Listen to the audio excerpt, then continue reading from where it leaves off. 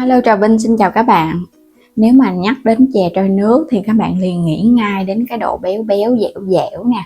Kết hợp ở bên trong là nhân đậu xanh bùi bùi, bột thì mềm dẻo để 2-3 ngày ăn vẫn ngon. Thì bây giờ mời các bạn mình cùng xem video luôn ha. Đầu tiên là mình dùng 150g đậu xanh ngâm nở mềm là khoảng nửa chén á. Sau đó các bạn vo rửa sạch rồi thêm nước vào, bắt lên trên bếp. Thì mình nấu á, nếu mà có bọt các bạn sẽ hớt bớt cái phần bọt này để cho nhân nó trong hơn, rồi cái hạ lửa nhỏ lại, đậy nắp hở hở á, để cho đậu của mình nó cạn nước và nó chín. Mình có củ khoai tây vậy nè, nãy lột vỏ xong á, để vào trong cái nồi nhân á, nấu ké cho nó chín. Rồi bây giờ các bạn sẽ tán mịn ra trong lúc khoai còn nóng vậy nè. Mình dùng gói bột nếp này 500g ha.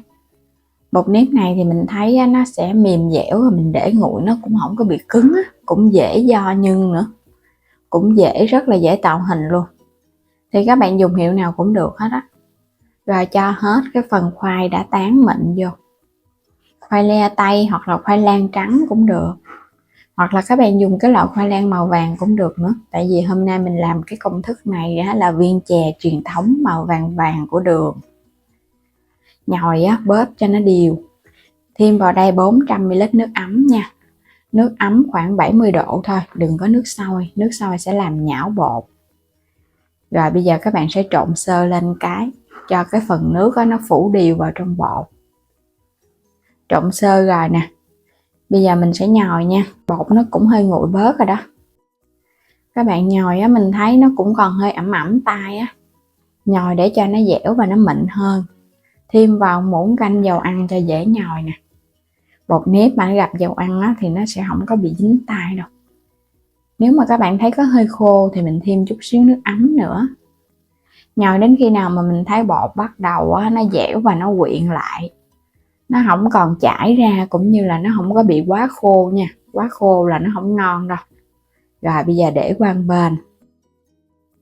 Cho hết cái phần đậu xanh hồi nãy mình nấu chín vào trong chảo để mình sên phần nhân luôn. Mình thêm vào trong đây khoảng 3 muỗng canh nước cốt dừa đi, nước cốt đặc ha, cho nó béo. Rồi các bạn đảo đều một cái, cho nước cốt nó thấm vào trong phần đậu xanh. Đậu xanh này thì mình sên vừa vừa thôi, mình không có làm ngọt quá đâu, tại vì cái nước chè nó đã ngọt rồi.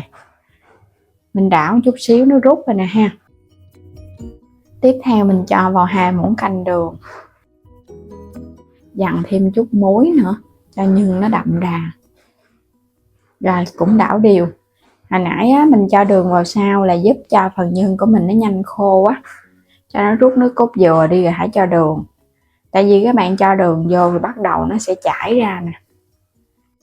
Sên cho phần nhân nó khô lại một chút thì mình tạo hình viên chè của mình nó sẽ không có bị chảy.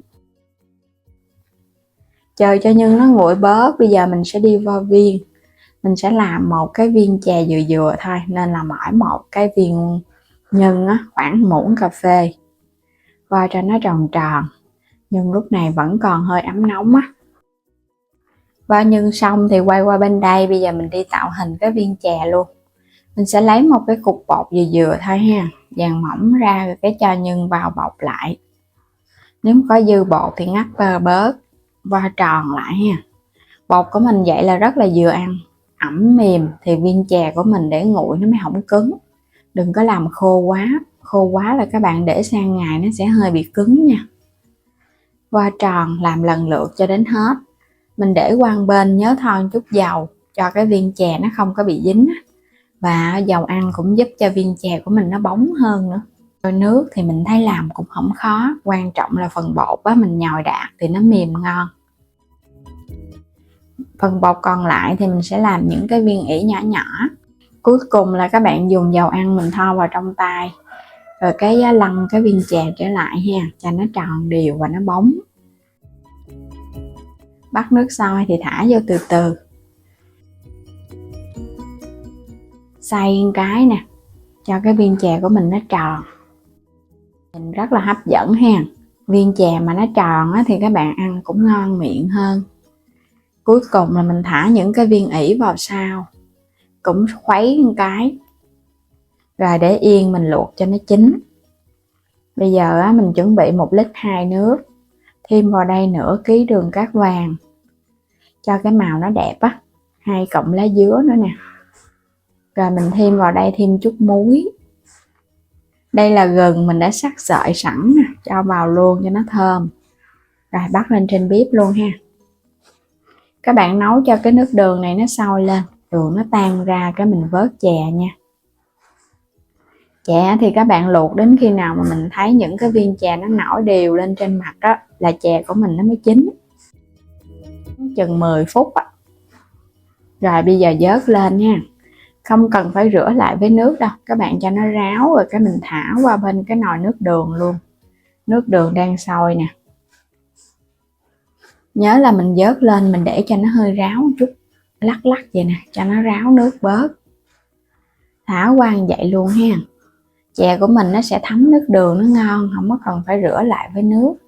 Còn các bạn muốn rửa lại với nước cũng được, không sao, mà mình nhớ để cho nó ráo là được à. Rồi bây giờ mình chỉ việc mình nấu sôi thêm 5 phút nữa cho nước đường nó thấm vào trong viên chè. Rồi là mình đã có được cái nồi chè trôi nước ngon rồi đó. Quá trời hấp dẫn luôn, chè vẫn còn ấm nóng nè. Cái chè này á, là mình nấu nước hơi nhiều. Còn các bạn thích mà nước nó ít ít thôi á, thì có thể giảm nước lại. Viên chè tròn, còn nóng thì các bạn thấy nó sẽ hơi mềm mềm chút xíu. Múc nó ra ha, chờ nó nguội một chút thì cái lớp mặt nó sẽ se lại và chè của mình nó sẽ dẻo nhiều hơn. Chưa gì mà đã thấy thèm mà các bạn ha. Màu vàng tự nhiên nè. Thêm chút xíu mè cho nó thơm. Còn đây là nước cốt dừa mình đã thắng sẵn, chan lên cùng cho nó ngon ha. Còn các bạn không thích đó thì ăn chè không cũng được nữa, có nước cốt dừa thì nó béo béo, càng tăng thêm cái sức hấp dẫn cho món chè. Chè trôi nước truyền thống, màu vàng tự nhiên kết hợp với nước cốt dừa trắng trắng. Ăn chè là mà không thể thiếu chính là cái viên ỉ các bạn. Ỉ á, nó có chè nó mới ngon. Bây giờ mình đã để nguội rồi nè, chè của mình nó dẻo mềm, không hề bị cứng luôn. Với cái cách làm này thì các bạn để qua ngày hôm sau hoặc là mình để 2 ngày chè vẫn dẻo nha. Không có cứng gì hết trơn á, rất là dễ ăn. Để qua ngày chỉ cần mình hâm nóng lại là đã ăn được rồi. Ngon mà dễ làm. Chè thì mình biết có rất là nhiều cái công thức, nhưng mà các bạn có thể thích công thức nào thì áp dụng công thức đó nha. Và bây giờ thì cảm ơn các bạn đã theo dõi hết video của mình. Vui lòng đăng ký kênh ủng hộ Alo Trà Vinh và Alo Trà Vinh 2 của mình nha. Xin chào tạm biệt và hẹn gặp lại các bạn ở những video tiếp theo.